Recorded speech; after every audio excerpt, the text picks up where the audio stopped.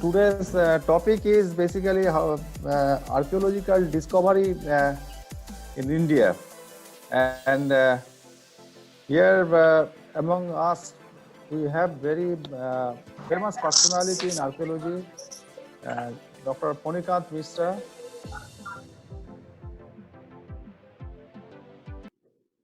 Also joined, and this particular discussion, I think it will be of general interest. Many people will like this today's webinar, as many interesting stories will be shared by Dr. Mishra, Mr. Patnaik, Mr. Chopra, and archaeology. As this is the reason behind this organizing this webinar is from this university, we are also trying to introduce certain programs in archaeology. And Dr. Mishra is one of our resource person and experts, as he has served long time at government departments, Archaeological Survey of India. So he is the main person for steering all these activities. And this particular discipline or particular branch is gaining more and more public attention of the late. People from different branches, they are feeling interest in archaeology, because archaeology is no longer a subject of history or this archaeology itself. Many technology intervention has happened in archaeology, particularly geospatial technology of the late that has penetrated, that has served archaeology in unraveling many mysteries still lying under the earth, under the water, in different formats. And recently, in the last few years, I personally observed that lots of remnant of lots of civilizations being discovered, maybe under the Red Sea or Atlantics and many other places. In India, particularly at this country, we have a rich history, and there are lots of possibilities and probabilities in finding out many archaeological remnants and evidences. They are in the under these different forests and different these places of in India, and that can change the history itself, because a few days before we could know that some artifacts have been discovered at Sundarban areas, and that indicates, probably this Dr. Mishra can throw more light on it, that Aryan civilization, which we are thinking 5,000 years old, but now it has been probably people are talking about, experts are talking that this civilization is much older, maybe 10,000 or than that. And these Aryans, they did not come from outside; they were here only. So many fascinating, these stories and interesting facts that will come up to this discussion. And India is always a place of these types of attraction for foreigners, for this in understanding or in experiencing this rich heritage of India.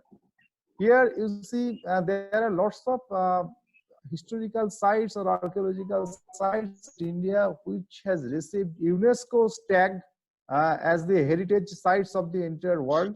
Hampi of Karnataka, one of the example, and that Hampi, basically these temples of Hampi, that are the home to famous musical pillars.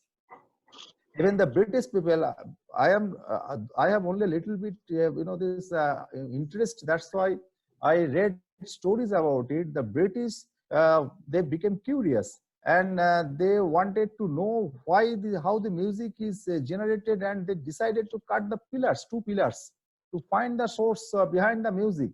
And to their utter surprise, they observed that this is nothing but hollow pillars. So the applications of science in that time, that created this use of airs and inside all these things for generation of this music, and British people are amazed. These ruins of these pillars are still there at Hampi. It is great this scientific work at that period of time people made at Hampi.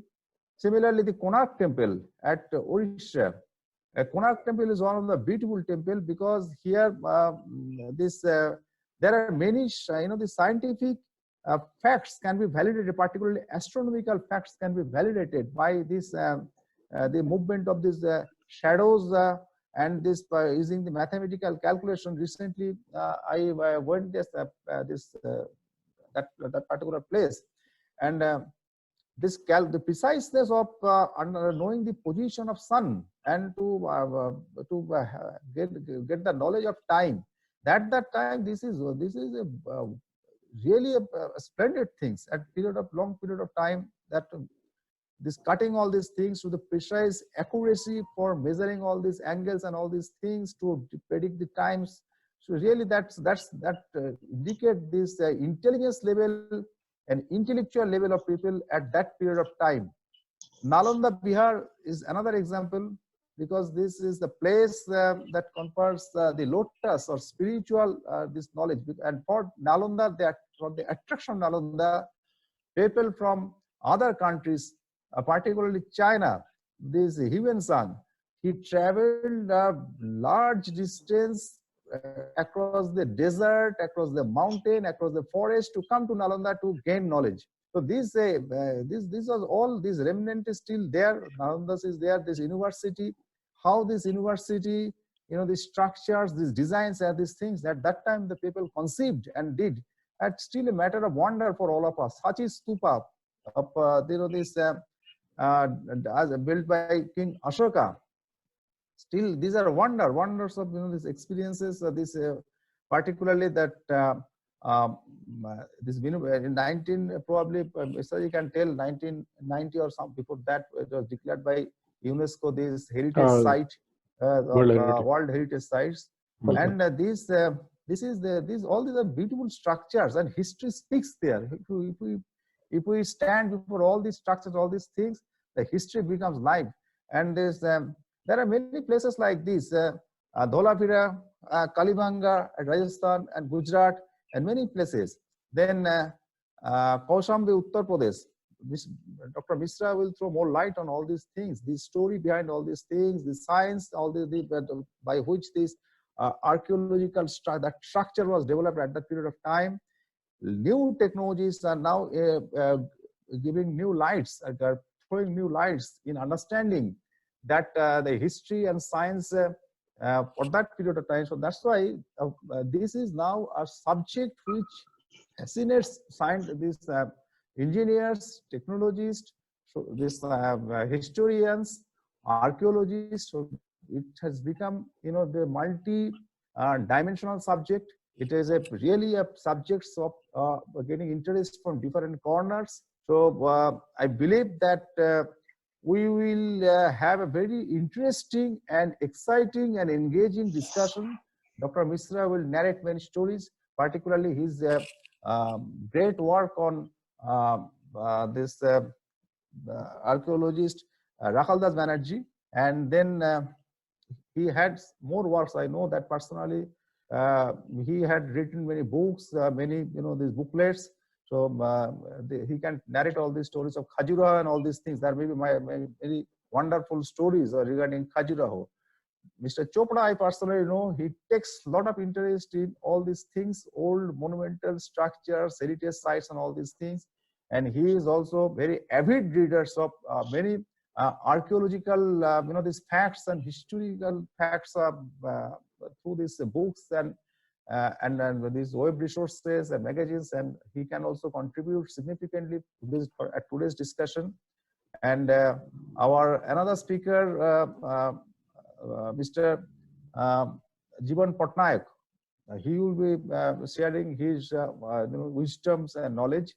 And today is the initiation. We will have more programs like this, and we believe that within a short period of time, we will develop certain programs now at this moment of time.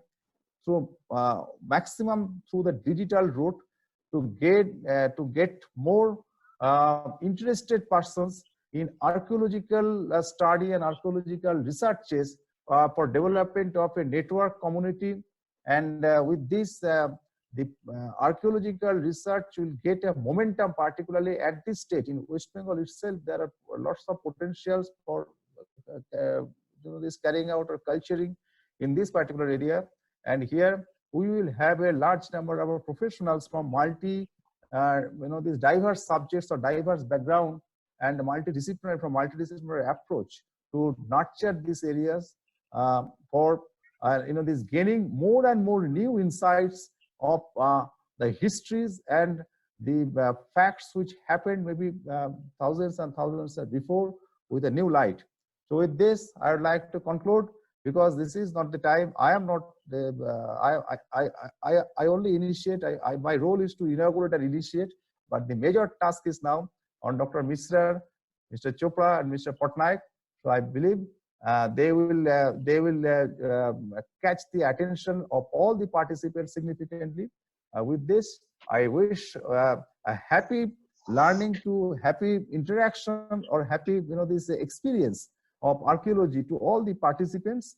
And I congratulate our this webinar committee, particularly Professor Sujit Mukherjee and his team for organizing these webinars. And I'd like to thank Dr. Misra for taking this taking our call and to appear here at this webinar itself. And I wish you all the best in this coming session. Thank you all. So now I thank Dr. Misra. You can start your discussion. Thank you very much, sir. Thank you very much.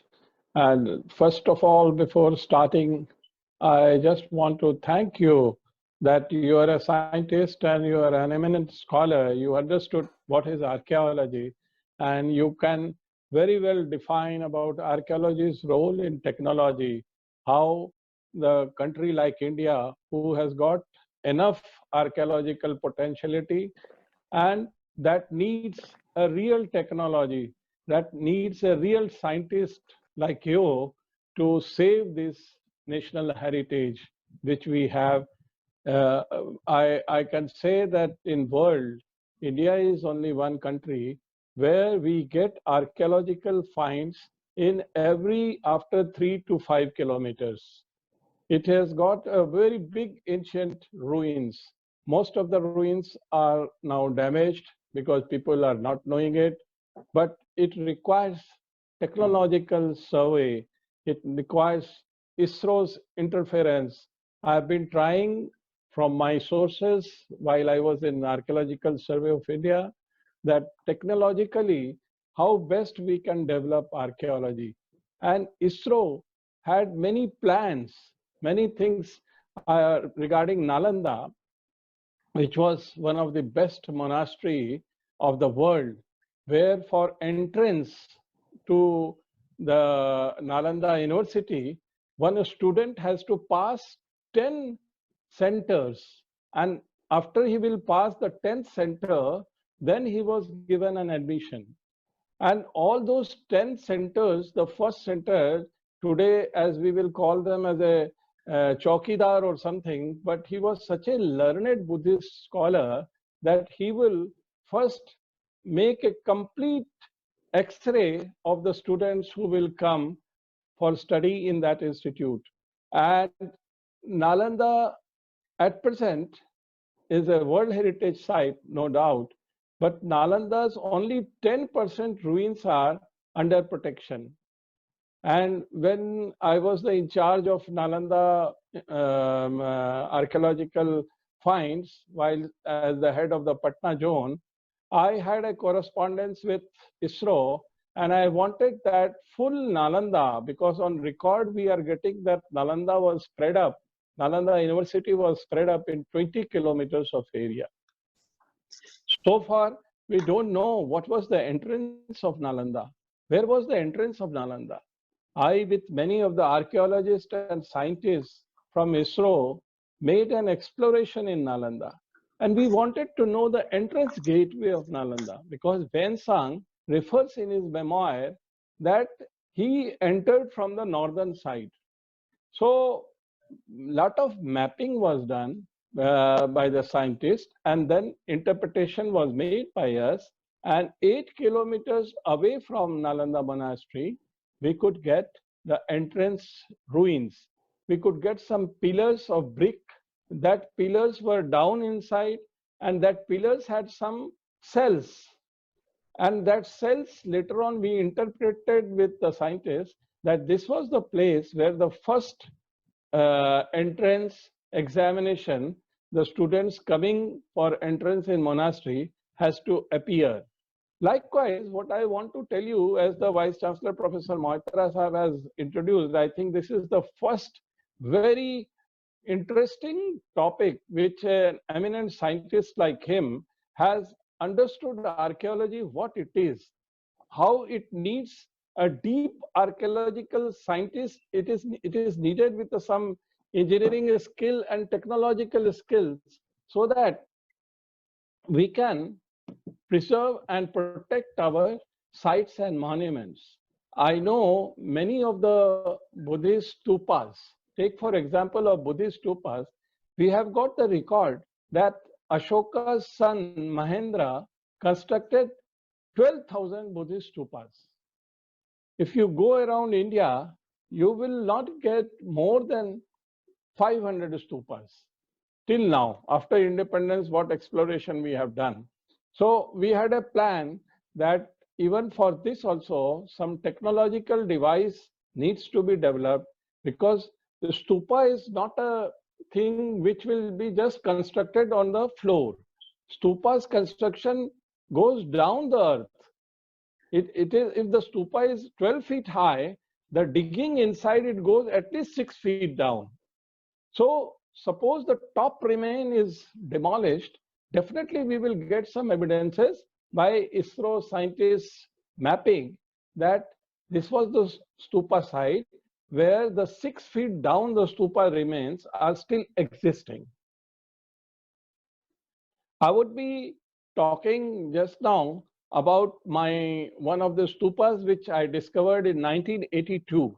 Incidentally, that stupa was not discovered by Lord Cunningham, who was the father of archaeology. Although he went very near to that stupa, he discovered Gurgi sites, he discovered Jabalpur site, Bhedaghat site. But this site which I discovered in 1982, that is known as Deor Kothar Barhat, it is a Mauryan period site. It is of 3rd century BC, and it has got so many monasteries, so many stupas, ancient pathway.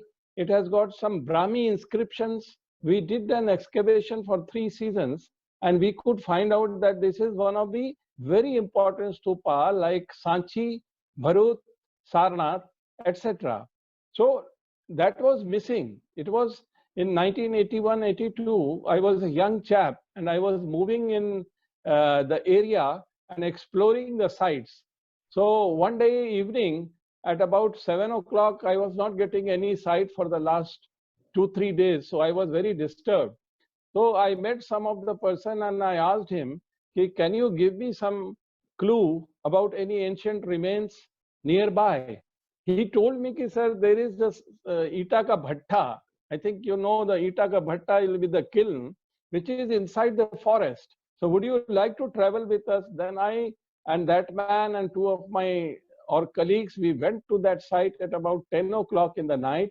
The site, which was known as a Itaka Bhatta by local peoples, many of the bricks were stolen from there.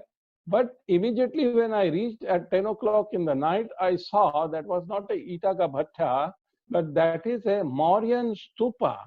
I could get the NBP pottery. I would like to tell you that we archaeologists' work is just like a doctor.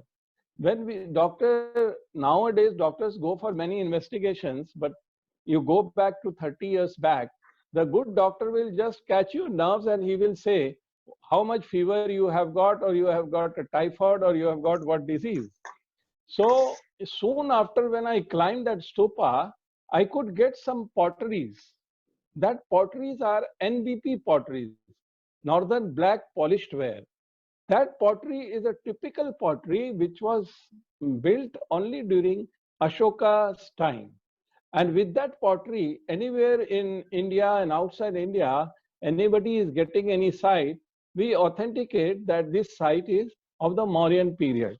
I would just show you the picture of that stupa, which we discovered in 1982, and lot of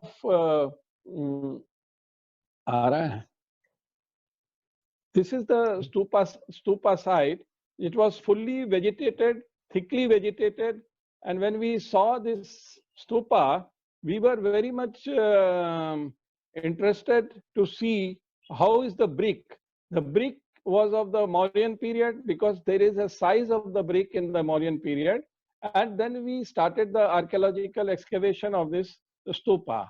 Next, Lana. And this stupa gave us a new evidence in central India about the stupa architecture, because here we got ancient pathway. Generally, we have never got ancient pathway in any of the stupa sites in India. This was the first site where we got ancient pathway. So we developed that ancient pathway. Inscription wala dekha na? Ye laga. We are showing you the Sachi stupa. The Sachi stupa gateway had all descriptions about Buddha's life. And that was a very mature, because from Mauryan period, the work started. That was from 3rd century BC till Gupta period. The work was done in Sachi. Sachi was a very safe place for the Buddhist people to make their art and architecture and other things. But in other stupas, it was not possible. So this is one inscription. Hoga no. Inscription. Or inscription. Yeah. At my site at Deor Kothar, we got a Brahmi inscription, which speaks about this monument, that how old was this monument, how old was this site, and who was the ruler who built it. This name was Tikhin Guttasa, who was a very known ruler, and this stupa was demolished at one time of time by fire.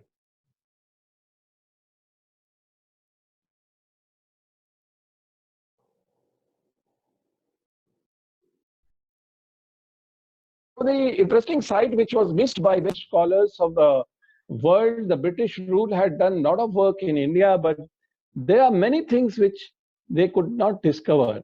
So I would be speaking now second discovery of mine. This is a Buddha's ball. This is Buddha's ball, original Buddha's ball. This ball was at Vaishali. And while Buddha was alive, the people, the pilgrims used to come and donate in this ball the food and so many things for the Buddhist monks, and even Buddha used to have his food from this ball. This ball, about this ball, Lord Cunningham has mentioned very well that this was the ball. This was the ball which Kanishka had a plan that he wanted that during 4th Buddhist Council, he should carry this ball at Kandahar in Afghanistan.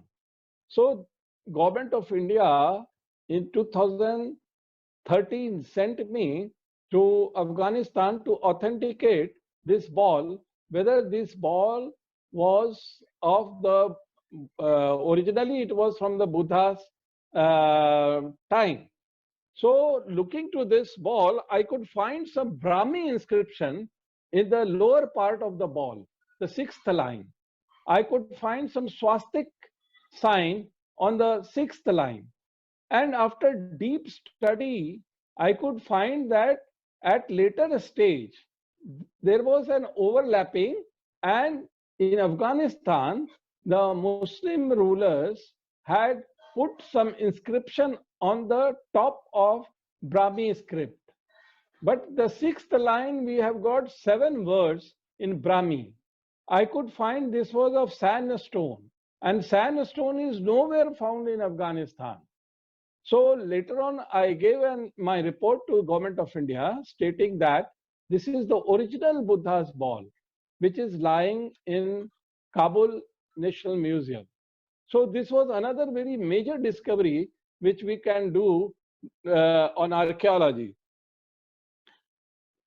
Another very interesting part of mine, which I want to discuss with you all, that was Neolithic tools. I was working for government of Sikkim during 2006 as head of the prehistory branch, and when I was sent to when I was sent to Sikkim, Gangtok, I was working in that area. I could find that China is having Neolithic tools, Bhutan is having Neolithic tools, Nepal is having Neolithic tools. Why Neolithic tools were not available in this area? So I and my team worked at Sikkim, and in Sikkim, till that time, people were knowing that the Sikkim's history is of 12th, 13th century AD. So there I got 84 sites of Neolithic era. Neolithic era is the era when domestication has started in world. These are the cells which I am showing. These cells are unifacial and bifacial. By now, domestication had started and plowing of field and agriculture had started. And with this discovery, we can take back Sikkim now to 10,000 BC. So this was another very interesting find which we could do, which archaeologists can very easily interpret. We called so many seminars in Gangtok, Sikkim, and it was very difficult for me to explain to the Sikkim government and the Sikkim officers what is this tools. So I had to take class of all bureaucrats there in Sikkim, and I taught them, the chief minister, and this was my book, which was published later on. It was awarded also from Sikkim government. And here I had to teach the governor. Governor was very curious of that area to know, Dr. Mishra, how you say these stones as the tools of Neolithic period. Then I have to explain him in detail, archaeologically and technically, and then they were convinced when I showed them some photographs of the tools which we got in China, which we got in Nepal, which we got in other countries. Then he accepted and he said, oh, I now agree that it is of 10,000 BC.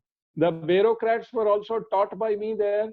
I explained them how this is a tool of 10,000 BC, what are its findings, what are the use of these cells. And moreover, we got these cells not in a barren area, we got it in situ, we got it in field. We can excavate and we got the evidences of the changes of the soil in that.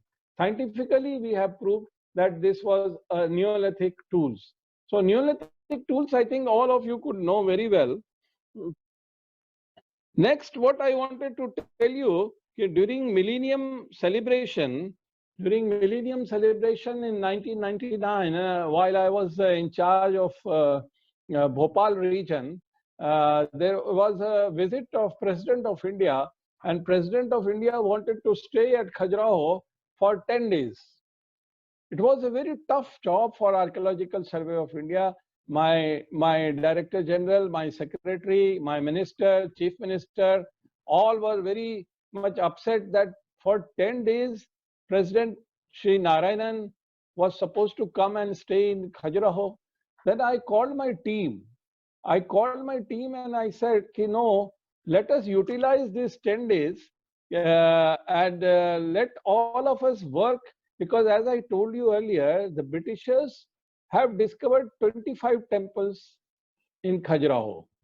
And that was the end. After that, we couldn't get any temples, but we had certain references in inscriptions that there was one very large temple in Khajuraho. So when we studied that inscriptions, we tried to trace out where is the large temple of Khajuraho. That was the 26th temple. So my whole team started working on map. We started taking all helps from GS Radar also. We started taking help for all technology which was available at that time in 1999. and suddenly we could see one shivling on the top of a thickly vegetated mound, which was about 27 feet on the top. So we all team went on the top of that mound, and we found that there are so many archaeological, architectural finds there, architectural fragments are kept there. And then we started excavating that area, although the local people were creating a lot of problems for us for excavation, because they were not ready to give us the land.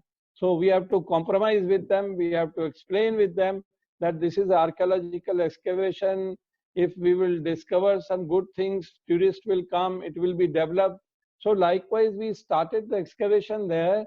And in that excavation, we could find beautiful, beautiful architectural remains, as well as we could find some sculptures, beautiful sculptures.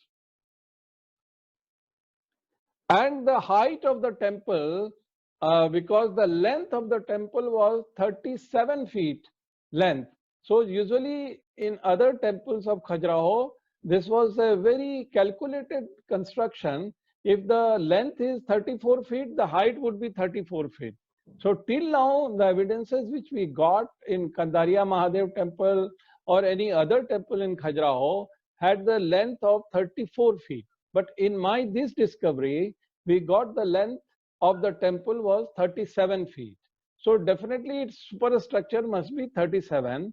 And there was an inscription of Veer Balal II, where he has mentioned that there was a temple in Khajuraho which was the largest one. So after digging for excavation for 2 years, we could declare it that this was the largest temple and the 26th temple of Khajuraho, and Government of India was very kind to protect this temple as a national monument. So what I just want to tell you by these experiences of my 38 years as an archaeologist, I could find that although we Indians are very perfect in archaeology, we have got a very scientific approach. We work with all methods. We don't compromise. We don't say ki without any evidences, we will say that this is of the Mauryan period or Gupta period. But we need still a strong technological work with the full technology, with the full engineering skill. Like for dating, we need C14 dating, TL dating. Like for preserving, we need chemical preservations. Nowadays in monuments, a very common preservation is polyvinyl acetate, which we are using in most of the monuments. And we are preserving it like Taj Mahal and all. But still a lot of work needs to be done for advancement of these technologies. And we can do many researches in coming years. And we can retrieve many of the archaeological sites all over the country, because it is one of the very important subject for the human being, where if we can't preserve our ancient sites, at least we cannot disturb it, we cannot ruin it. And I have seen all over the world in many of the countries, they don't have any archaeological sites in abundance as we have got in our country. As I told you, after every 4-5 kilometers, if you will work seriously, you will get some very important sites. As Vice Chancellor Saab was telling me, in Sundarban area is a pure virgin area. And Sundarban, no archaeologist has traveled so far.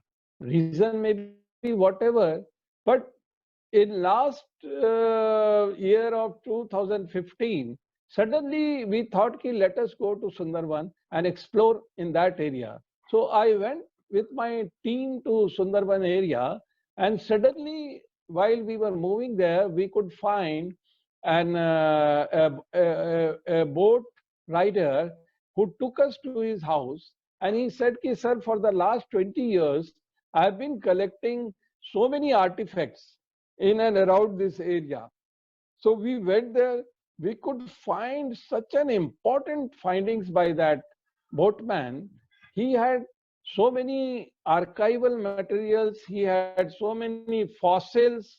I can see fossils of many old animals for which if the archaeologist will go for dating with the anthropologist, definitely it will go around 1,50,000, 1,80,000. And then he had the evidences of the Chalcolithic period, he had the evidences of the Mauryan period, he had the evidences of the Gupta period, and but unfortunately we could not protect that. And I was told last week that that man is very sick and he is attacked with the COVID, and I don't know if any mishappening is there. Nobody would be now further looking to that. So we will try from Macaut also to take up that place in Macaut's charge, and we can make a survey of that area so that we can discover something very new for Bengal. It will be a very new discovery for the Bengal. And I think if we take the help of ISRO or some scientific agencies, very easily we can explore that area. Because as an archaeologist, I am surprised that we are getting Ashokan edict in Bihar, we are getting Ashokan edict in Orissa, but Bengal is missing. Whereas this was the route for Ashokan edict. I think Bengal needs a total survey of the area. Bengal needs a deep exploration of the area, archaeological exploration of the area. And with the findings of Mauryan period in Sundarban area, I am pretty sure that archaeologists will get some rock edict of the Ashokan time in that area also. So, but still, I can say that worldwide, I have seen many of the archaeological sites in England, in US, in Australia, and Nepal, and Afghanistan. I'm very confident about the way we are discovering the archaeological sites, about the system which we have as an archaeologist, about its preservation methods which we have adopted. World is lacking behind. Our preservation method is far, far better. Our discovery is far, far better. We have all know-how. We have got very good technological experience about it. I think if we go on talking, it will be a very long talk. So now I will request Dr. Patnaik to speak something about this, and he can carry on. Thank you, Dr. Misra. I am extremely happy to be here. My special request and special pranam to esteemed Vice Chancellor, Professor Maitra, Mr. Chopra, and all our participants. See, Dr. Misra has already discussed his discoveries, his investigations, scientific investigations. But prior to that, to begin with my lecture, I would like to give some examples that discoveries, archaeological discoveries in India is not a new issue or not a, new phenomena, so to say.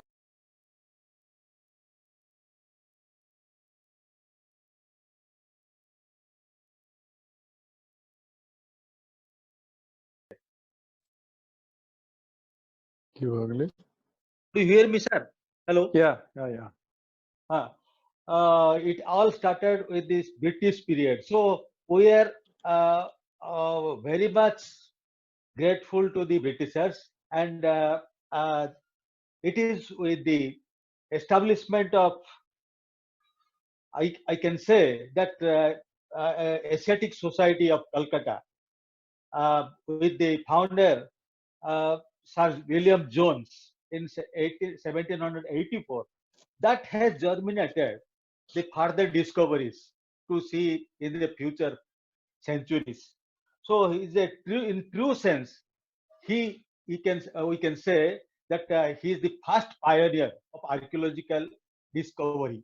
So, of course, his all vision, dream has materialized into the formation of Indian Museum in 1814, and subsequently many more discoveries are also made in the field of archaeology. So, you can say Royal Asiatic Society is the foundation of archaeological discoveries in India. So the main objective of this society is to promote culture, promote historical research, and bring out to limelight new discoveries. So this William Jones is basically he's a Supreme Court judge under East India Company, but because of his interest, he has established this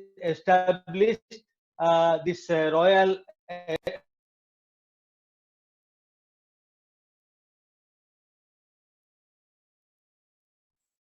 Aesthetic Society.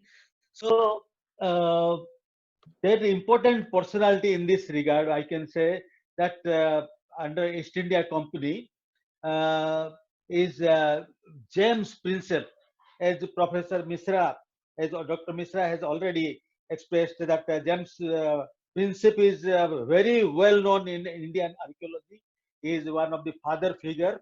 So he has the discoverer. I mean, he has deciphered first Ashokan edict, Ashokan scripts. He has described many of Ashokan rock edicts throughout India, along with Hathigumpha inscription of Kharavela in 1837. So this is also nothing but it is a great achievement in the field of archaeology. He is a great,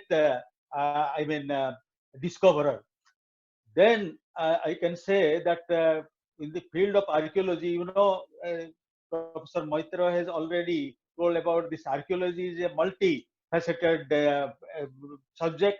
It is a multi-discipline subject. So in this critical juncture, Alexander Cunningham, of course, long back he came to India, and he became the first surveyor general and appointed as a archaeological survey of India.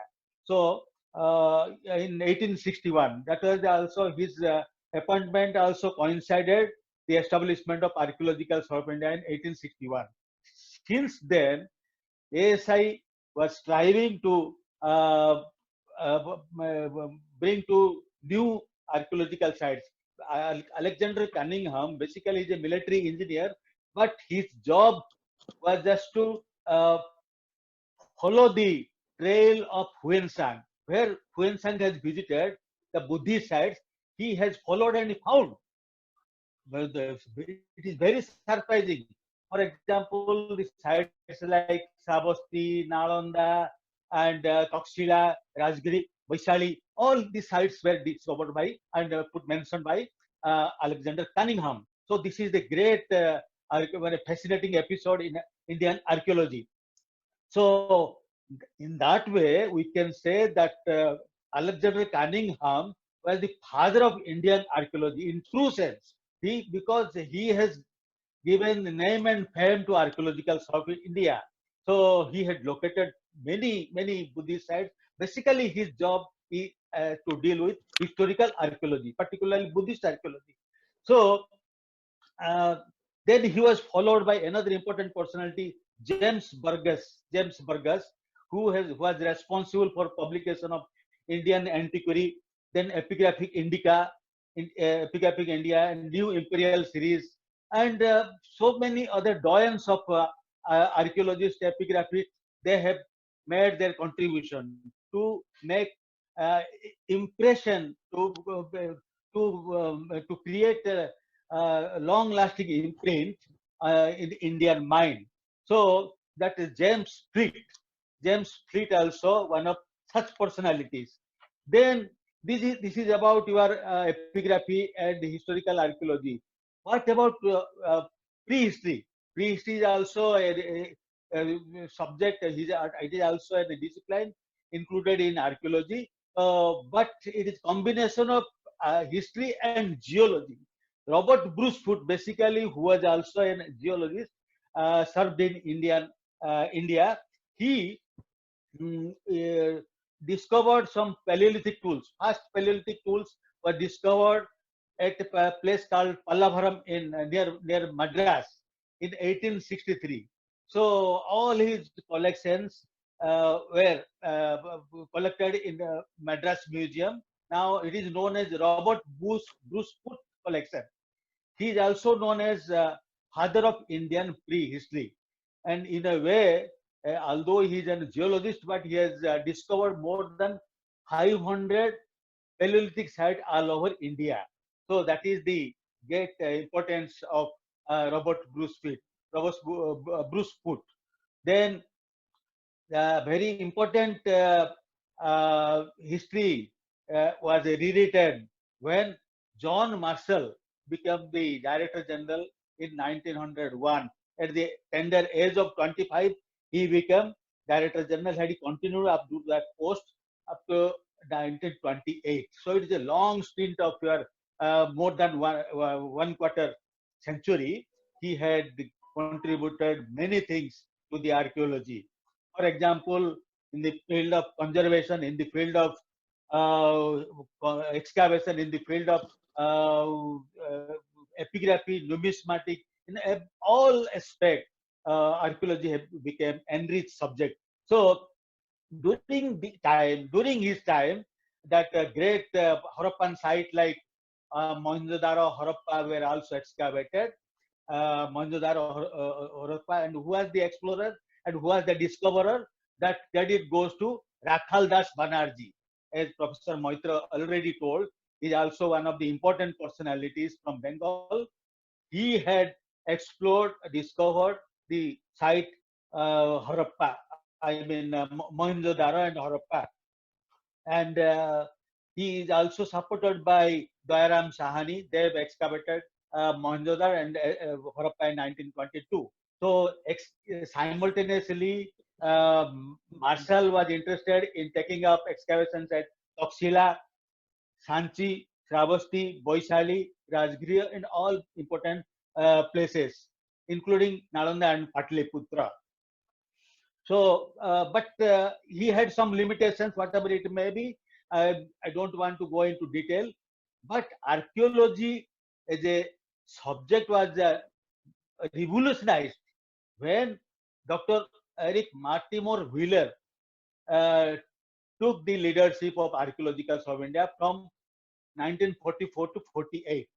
So that was a tremendous period, and archaeology witnessed a scientific approach, more scientific approach, who adopted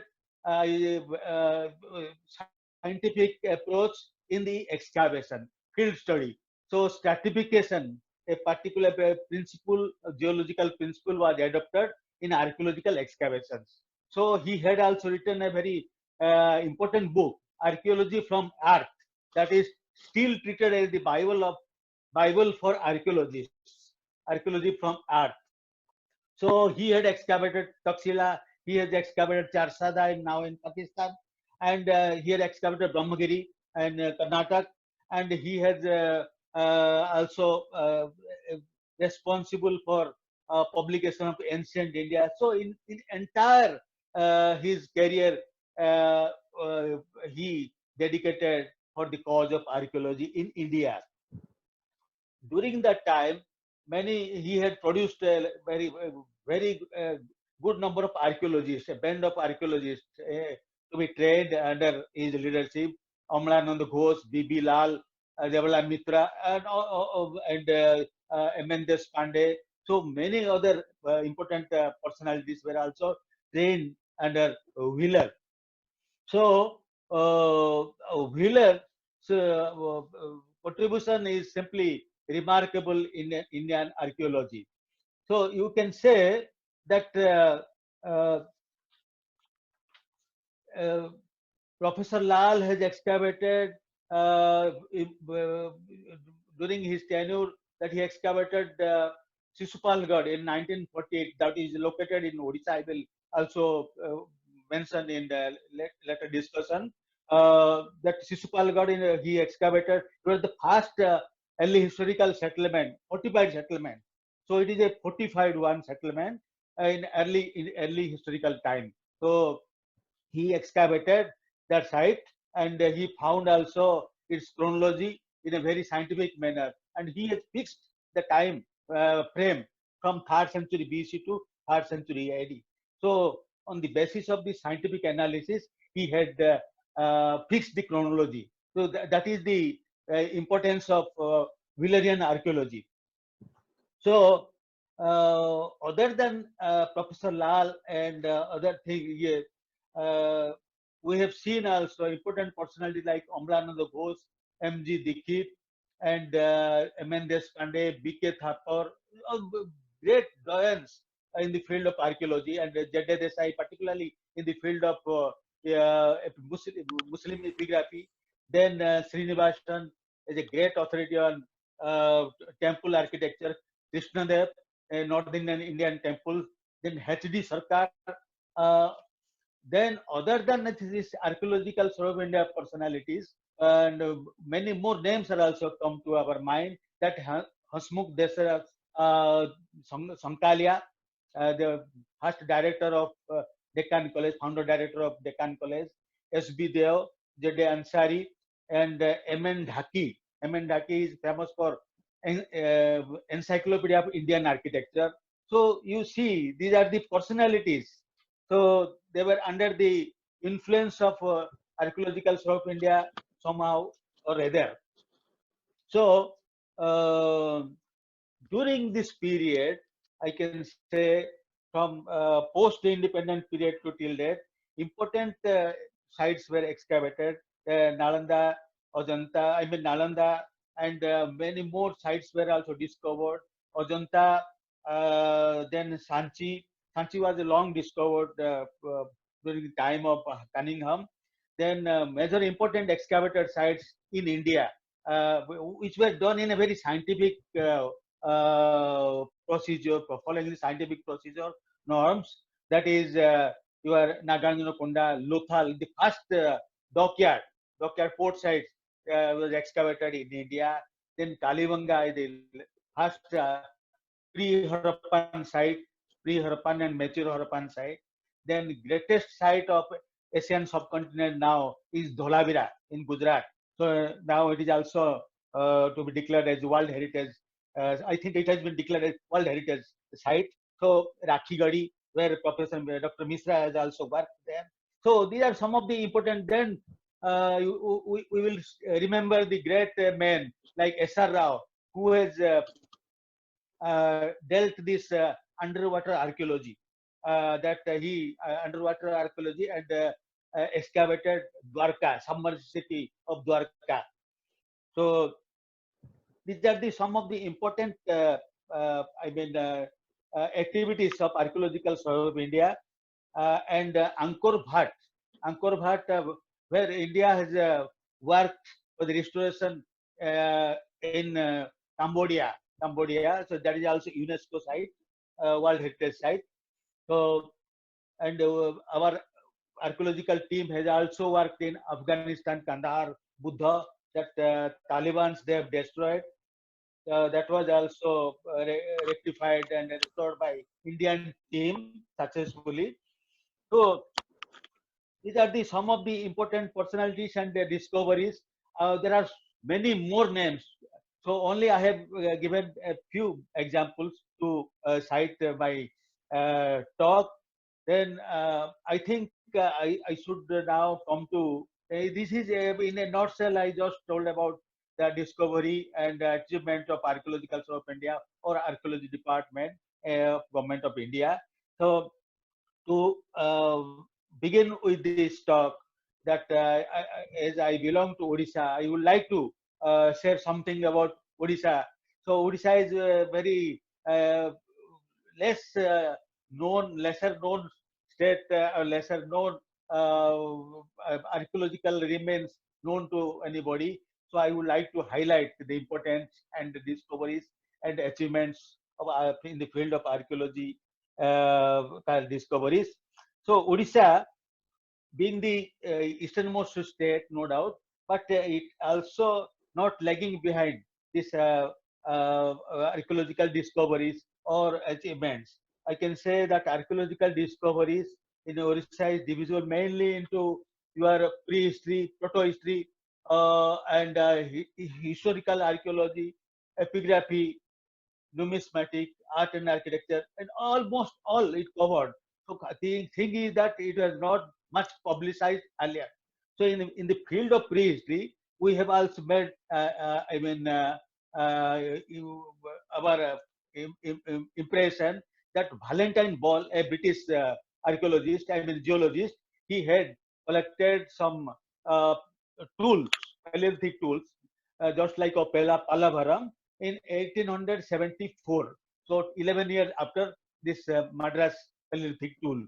So that was collected from four sites: Anugul, Sambalpur, Talcher, all the places, Harichandanpur.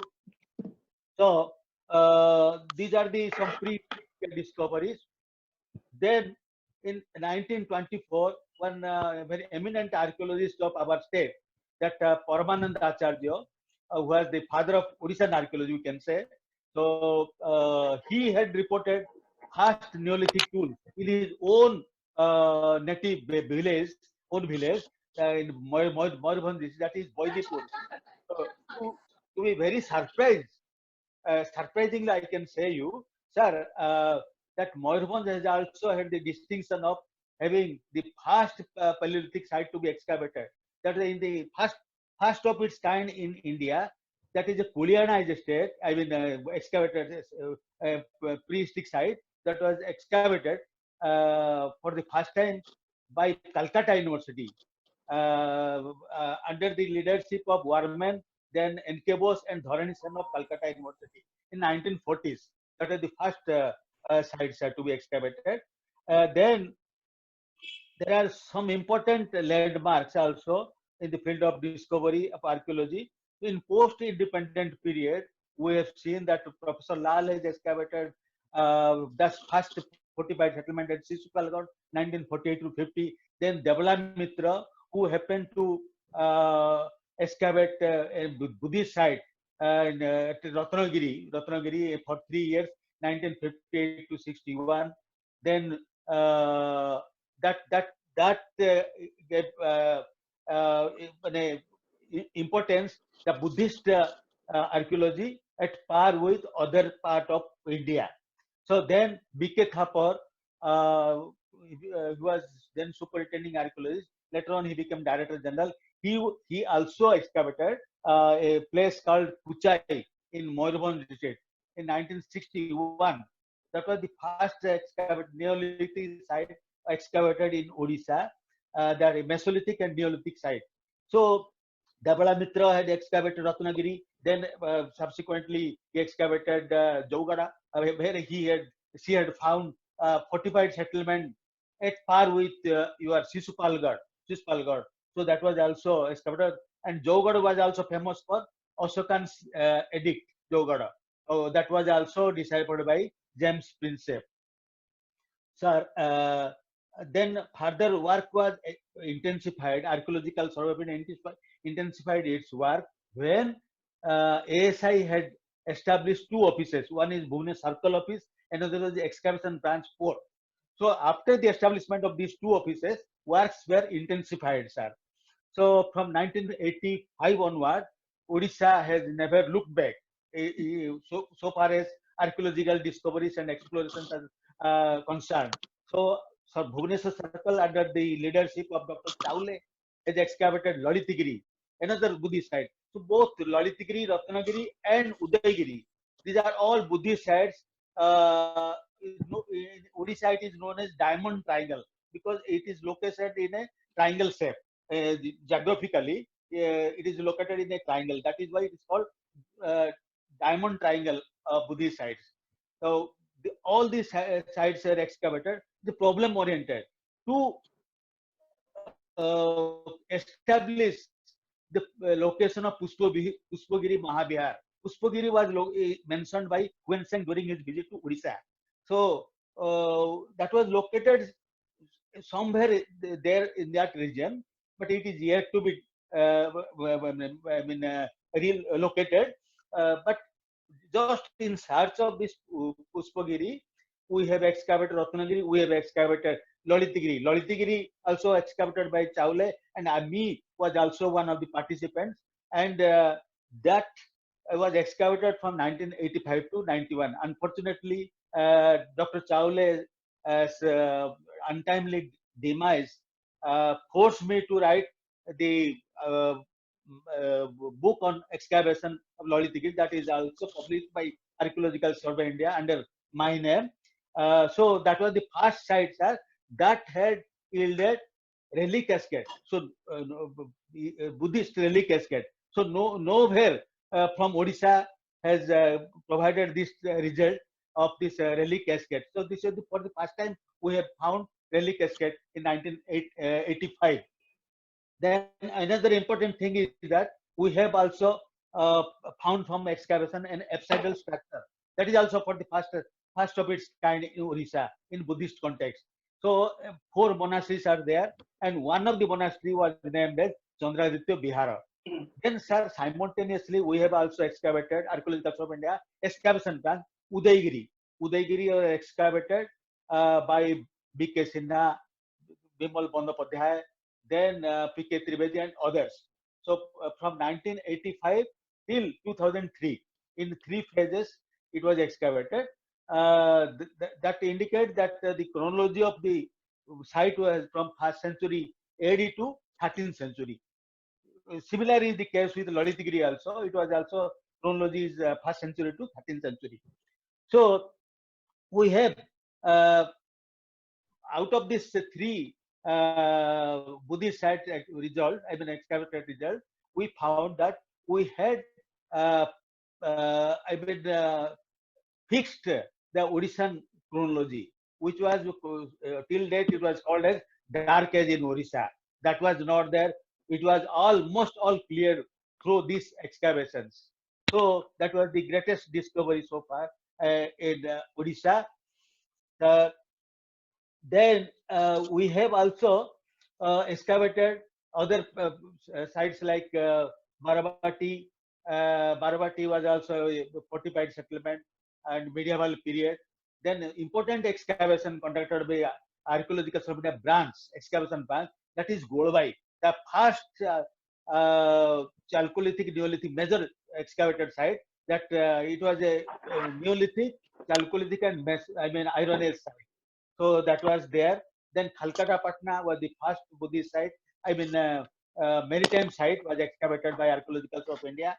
Then, sir, under my directionship, Dr. Mishra knows that I have excavated, sir, Suabarai, one of the important Chalcolithic sites of Odisha, that was excavated from 1914 to 16. So the result of the excavation was very heart-throbbing because it had indicated that 2 phases of settlement, Neolithic settlement as well as Chalcolithic settlement. No doubt, Golbai's Chalcolithic and Neolithic they were very controversial, but here we have separated and we have just dichotomized separately the Neolithic phase as well as the Chalcolithic phase. So that is the importance of this site. And we have also put several more Chalcolithic sites were excavated by Sambalpur University, Utkal University, Sambalpur University, Hikudi in the Mahanadi Basin, then the Hikudi, Hariharpur, then Bonga, Deltiguda, Mahanadi, Lower Mahanadi Delta, all the places were excavated. Basically, Chalcolithic sites, they were excavated. So these indicated that Chalcolithic economy was prevailing very much there, which led ultimately to the second urbanization or early historical culture in Odisha. So even recently, that Odisha government has established another important organization, the Odisha Institute of Maritime and Southeast Asian Studies. They have excavated Langudi, another important Buddhist site. They have been excavated Manikpatna. Manikpatna is a very important port site that indicated about the Chinese connection, Sri Lankan connection. As we are getting evidences from numismatic and epigraphic evidences of from both China and Sri Lanka. So that is chronology of the Manikpatna is from 1st century to 10th century, 10th, 11th century. Then they have excavated another fortified settlement, just like your Sispalgarh and Jaugarh, that is Radhanagar, near Lambudi in Jajpur district. So that is also they have found out a a well settled fortified settlement. Then in recent times, many organizations in collaboration with the state government, they have excavated early historical site, Chalcolithic site, and other sites. So even in the field of epigraphy also, we are not lagging behind. I have already told, sir, Jaugarh and Dholi, Osokan rock edict, and Hathigumpha inscription of King Tharawar were deciphered by James Prinsep only. So, and apart that also, we have got a large number of copper plate grants. They have constructed, they have reconstructed Odishan history in a firm footing. So even very interestingly, when our conservation work in Jagannath Temple, Lord Jagannath Temple, Puri, which was started by Archaeological Survey from 1975 to 93, that also provided us some epigraphical evidences. After deplastering, we found that about hundreds of epigraphical inscriptions were hidden underneath the thick coat of plaster. So when it was deplastered, we got deciphered and we reconstructed the history of Gangas. So that was the great. So the importance of conservation, Lord Jagannath Temple is it was very well deserved. Appreciated by one and all, as well as this epigraphical evidences from this Puri Jagannath Temple. So even also numismatic field of numismatic, we have got Panchmar coin. We have got this Ganga Phanams gold coins. This is the only type of Ganga gold coins found in a issued by Ganga rulers from Odisha. Then Roman coins and Sri Lankan coins, and one hoard of coins of 450 number of Puri Kusana coins. They were also found from different places, particularly in a place called Maman Ghati in Moirabon, that is very rich in archaeological heritage. So, as I already mentioned that Sun Temple Konarak as well as Jagannath Temple Puri, that was the famous, and Sun Temple Konarak was the climax of Odishan architecture, and both these temples were made of stone material that is known as geological it is known as Thunderlite stone. Otherwise, most of the temples of Odisha are made of sandstone. That is the only difference. So the first major achievement of archaeology department or archaeological survey of India is Sun Temple Konarak. Scientific clearance that has brought to light the existence of temple, and the huge temple remains. And it was this is the only monument, Sun Temple Konarak was declared as World Heritage listed monument in 1983. This is the only monument in the state that declared a World Heritage monument. So just I am telling about all these things. So recently, sir, during my office career, we have also excavated a temple, scientific clearance, Radha Mohan Temple. Radha Mohan Temple in Moirabhanj district. It is a brick temple hidden underneath. When we excavated, we found intact temple. So then that was also declared protected. It is a Vaishnavite temple, particularly after this Chaitanya Bhakti movement. This is the product of Chaitanya's Bhakti movement in 16th century. So then in 2007 also we have excavated kitchen complex of Sun Temple Konarak. So it was generally believed that Sun Temple was never completed. Sun temple was never completed. It was incomplete temple, or it was just abandoned due to some reasons unknown to anybody. But thing is that when we excavated, we found the cooking material remains. Tons of, I mean, truckload of earthenware pot sets, along with the charcoal and charred grains, remains of charred grains. That indicated that indicated, sir, the offering was made, and offering of prasad made to the deity. And ultimately, we have also to corroborate the event. We have seen also the literary evidences, so that it substantiated the evidence of that it was a living temple. It was deserted in sometime in 1639 or something like that. So these are all the things. Then another important feature is that rock art.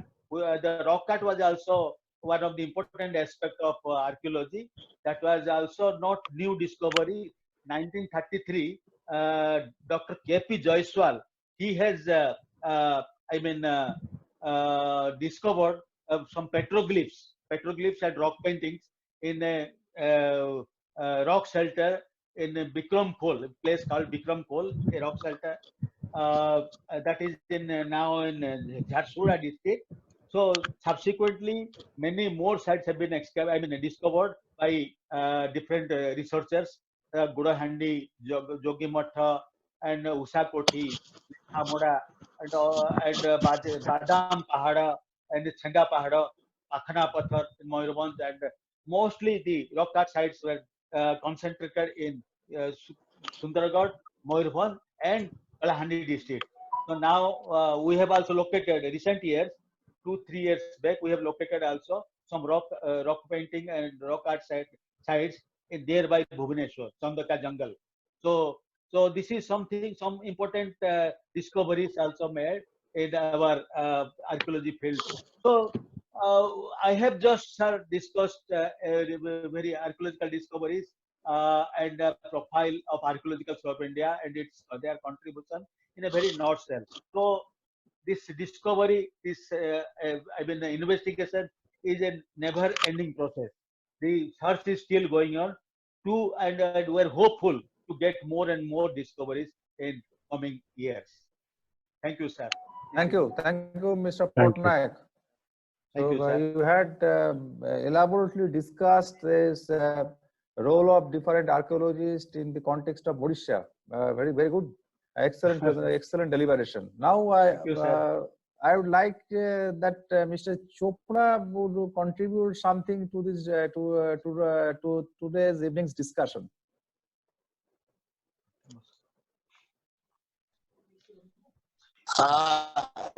Sir, I would like to talk about how a general public can add value to the archaeological discovery of our country.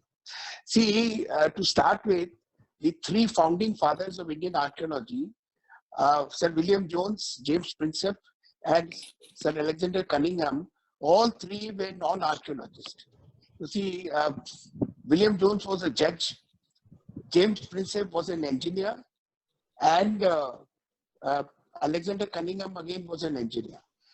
But their deep interest in archaeology led them to discover amazing things which archaeologists, the professional archaeologists later on were not able to do. Now, India was blessed with wealth creators, and we have a very long history. And I can just give you one example, that one temple which is built, the Dilwara temple, which is built in Abu, you know, the money for creating that temple was paid in the equivalent weight of gold of the powder of marble coming out. And we had estimated the cost in the present value of gold will be about 36,000 crore, which is the cost of the India's biggest industrial plant of Reliance in Jamnagar. Now, how could one small trader in a small village could finance from his personal finance such a huge temple? That means India was a place of wealth creators. And in fact, Pilani at that time has said that the world's entire gold and silver is going and vanishing in India. Now, in India, when the gold and silver from all over the world was coming, because we were net exporter for thousands of years, we were not importing anything. We were only exporting our craft and our items. And in return, we were getting the gold and silver coin from our trading partners. Where was this gold and silver was preserved? Those days, the banks was not there. And there was always a risk of the gold and silver getting robbed by, the robbers and the bandits and the pindaris and all kinds of things. So they were all put under the earth. Now, as we have a treasure hunters club or treasure hunters association worldwide, we don't have such a movement in India. And we don't have voluntary organization of archaeologists, archaeology enthusiasts. I would request Dr. Mishra to start a public movement of archaeologists, those who are interested in archaeologists, not maybe formally trained in archaeologists, only their passion is required. And we can create some kind of online course to educate these interested or passionate archaeological people to start discovering something at their, as Dr. Mishra said, every 3 kilometers, there is something to be discovered. I am saying not 3 kilometers, maybe every half a kilometer, there is something to be discovered. India is blessed with 10,000 years of history. So for 10,000 years, things are going down the earth and it is yet to be discovered. We have still not discovered, I think, even the 10% of what is lying under the sea, under the earth. And then there's so much is lying under the water, because the Ganges and all our rivers were changing courses and they were actually taking away so many things which was going under. I just give you 2 examples. One is that the Portuguese pirates, they were, looting the entire trading ships of the Dutch, the Danish, the British, the French, and they were putting all these treasures looted from these in Sundarban area, because they were the places where it was very difficult to discover anything. There were a lot of,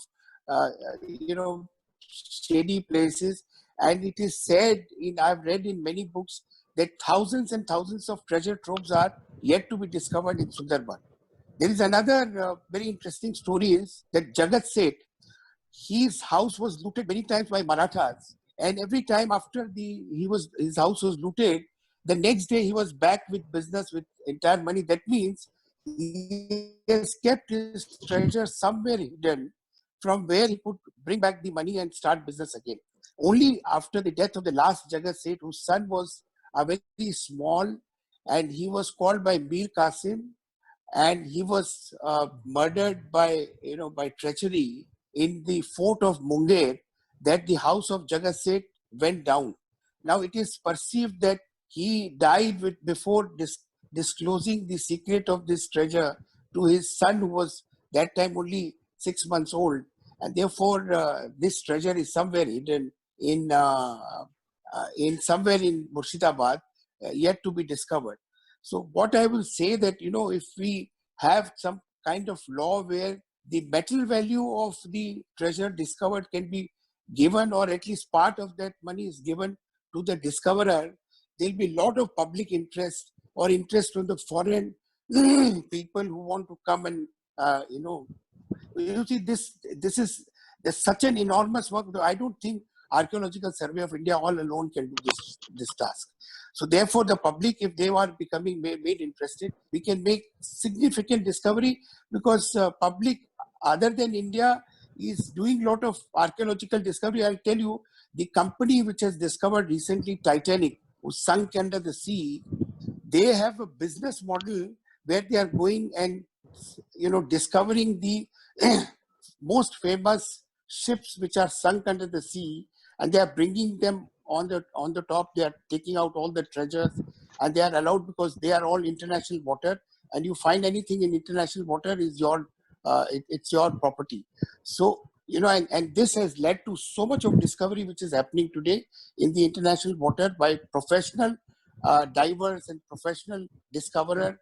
Similar things can be brought to India, and I think we can have so much of discovery, and we can actually discover a lot of hidden wealth which is lying under the earth and under the rivers and under the sea in India.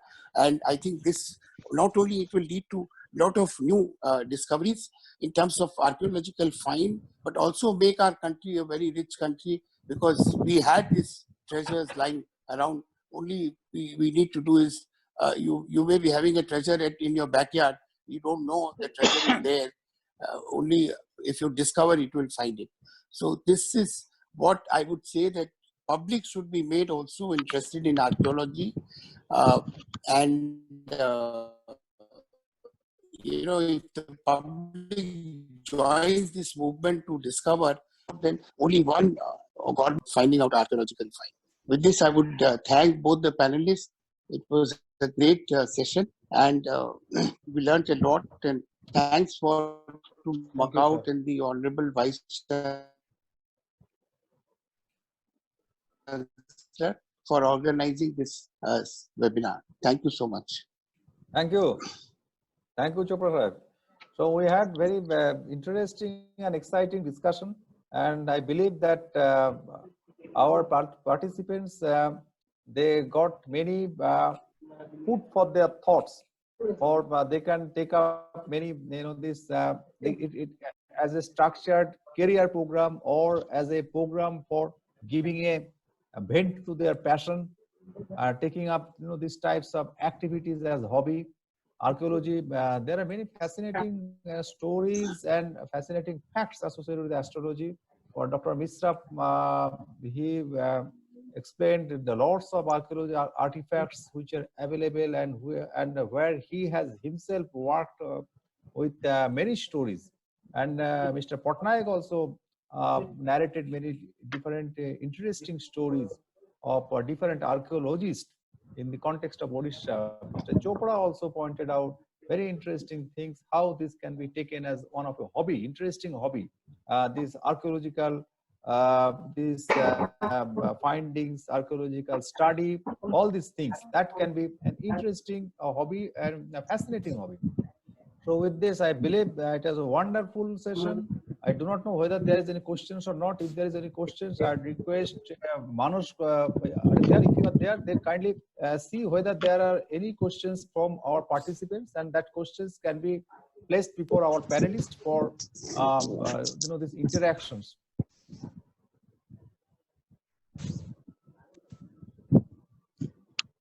Manoj, from our support, Manoj, can kindly see whether there is any questions or not. Manoj.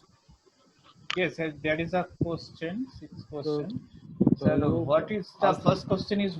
First question is, sir, what is the best way to preserve any important object in leather work or any painting or fabric on cotton objects? I think either Dr. Misra or Mr. Patnaik can answer. What is the best way of preserving the work on leather and fabrics? Yes, I would answer. It's a very good question and very common question. Usually, people have got so many leather and paintings with them, but they don't know how to preserve it.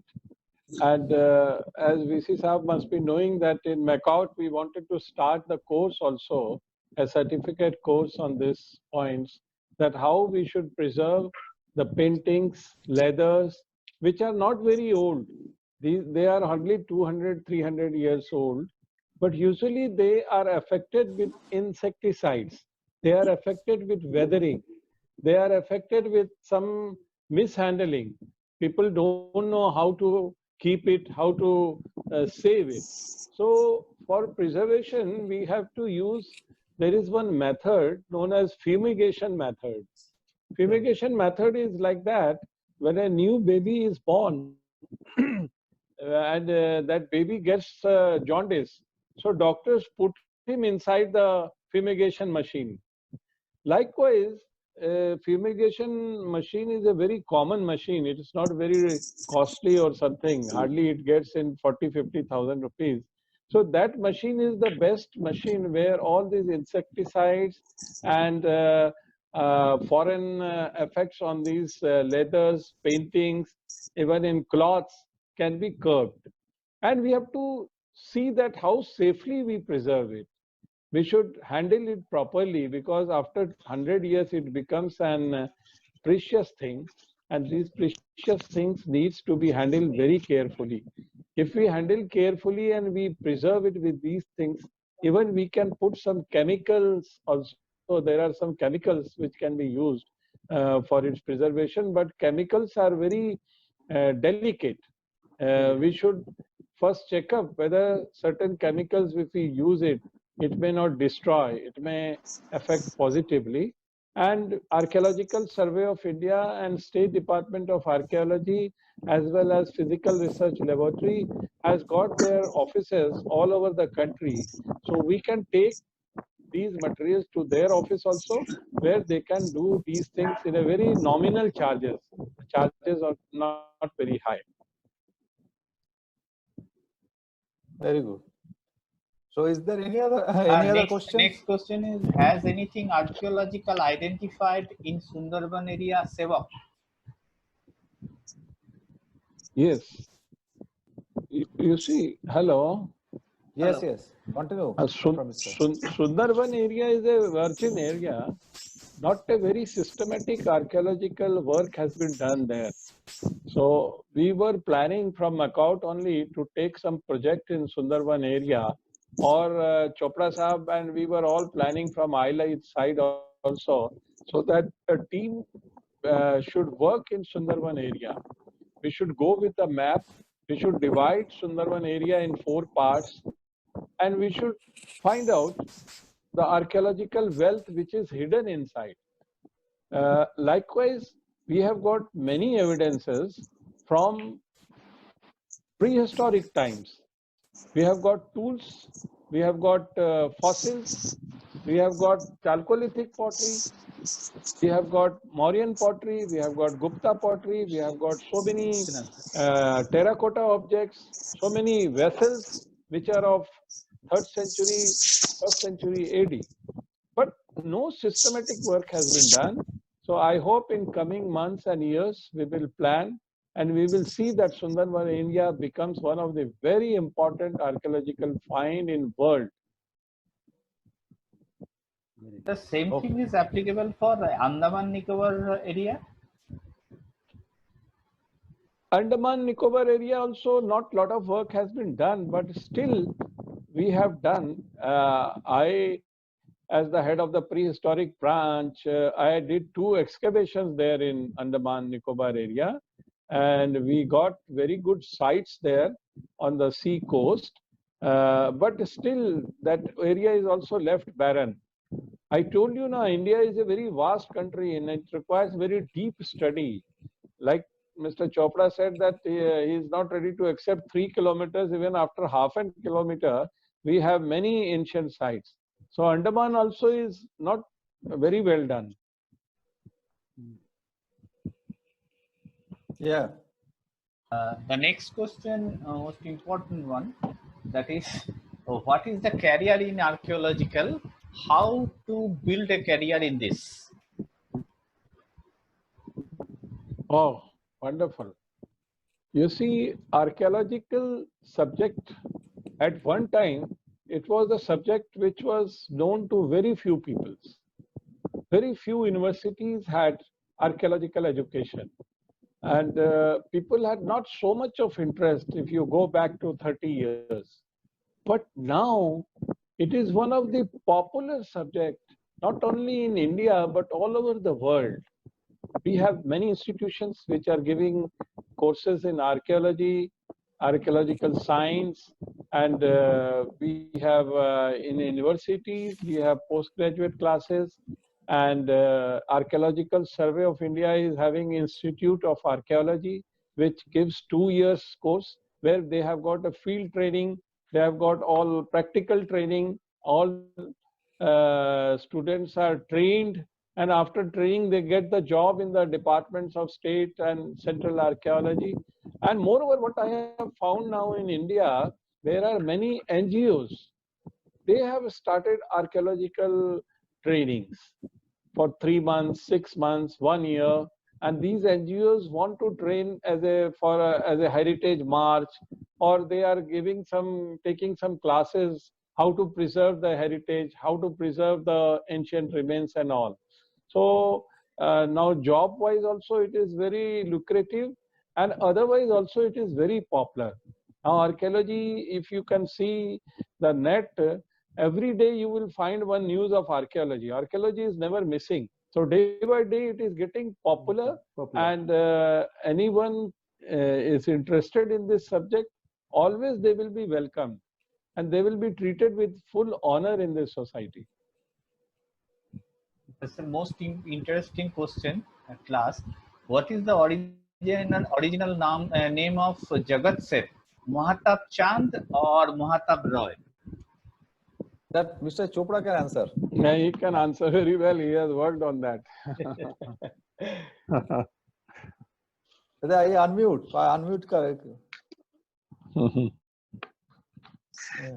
See, Jagat Seth was a title was inherited, by several generations. So the first Jagat Seth was Mehtab Chand. His son Fateh Chand, he was also, the first Jagat Seth basically ancestor of Jagat Seth who actually migrated from banker. So Hiranand Galera was the original ancestor of Jagat Seth, legacy. He had migrated from Nagaur and he came first to Patna. From Patna he went to Dhaka, and from Dhaka he came to Murshidabad with Murshid Quli Khan, and Maqsudabad was converted into Murshidabad, and he was the one who got the title from Farooq Shah as Jagat Seth because he solved a major problem of famine by devising a very, very ingenious scheme, and that saved the life of many farmers in those years. And then all his descendants inherited the title of Jagat Seth. So it was then Mehtab Chand, then Fateh Chand, then again some children, and thereafter, after the Battle of Palasi, their financial influences started going down. Their mint, which was the exclusive mint for converting bullion into coinage, was closed. The East India Company started their mint in Calcutta, the old mint where, under that Howrah Bridge you have got, where the James Prinsep became mint master. So after that, the Jagat Seth lost, and then they also lost their title. So that is the story, and so several Jagat Seth were there. As long as the money was there, all the descendants were called Jagat Seths. When the money went, then they no longer Jagat Seths. They became ordinary Seth. Then we may conclude. There is no question in the question answer blog. So, sir, it's up to you, sir. Over to VC, sir. No, I can show you on questions. Rajendra Corporation. Can you read that question? That is in the chat box. Yeah. In Tholavira, where the excavated palaces, some rooms were found very smaller. Smaller reasons. Why? Smaller reason. Why? I do not know. I have Dr. Mishra can throw some light. The Dholavira, what is the question, sir? Dholavira, some smaller. There some rooms were found very small. Small rooms, I don't think in the excavations anywhere in the Harappan side, we are not getting very massive or very big rooms. Our room size are nominal. Isn't it fact? Yes, sir.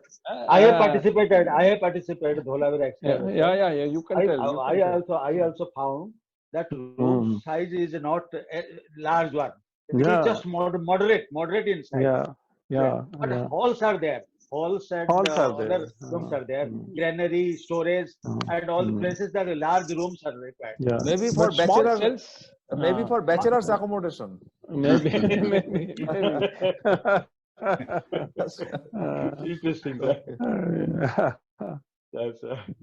So there is another question: can a student of Macaut be also a part of that Sundarban project? Yes, of course. If you learn geospatial technology, signal processing, image analysis, and all these things, you try to learn. And in future, if we have these chances of organizing these types of projects, definitely you'll be a part of it. But first of all, we would like to, if you have background in this technology and engineering, try to develop your skill in geospatial subjects, particularly image processing, signal analysis, and all these things. Sir, I wanted to add that the now the data analytics can be used Yeah. to decipher Definitely. and decode the unknown scripts. You know, the Right, script right, of right. Indus Valley is still not Right, you know, right. decoded. So I think the new technology of data analytics can be used to decode that. You know, these are new technology applications in unsolved mystery of archaeology. Is a great subject, you know, which Macaut can maybe, you know, encourage people Right, to do it. right. One question: can I pursue my career in archaeology from civil engineering background? Definitely, you can pursue always. Yes. In civil engineering, yes. this regarding these different sorts of building materials, specialty chemicals, then this analytics, informatics, many skills are there. Yes. Yes, sir. Try to learn all these things, and that can be applied in archaeology as well. Yes. True, sir. So I think that if there is more questions, so they can put at the chat box, or later on our experts, they will answer these questions. Manoj, kindly provide them the link and all these things, and because many of them are becoming impatient for not getting the links, so kindly share them links, and Yes, so that sir. they can get their certificates and all these things.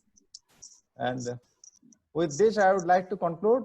Thank you, Dr. Mishra. Thank you, Patnaik Sahib. Thank you, Chopra sir. And we will meet again or at another evening with some more, you know, this fascinating and engaging, interesting discussion on archaeology. Thank you. Thank you, sir. Thank Thank you. you very much. Thank you, sir.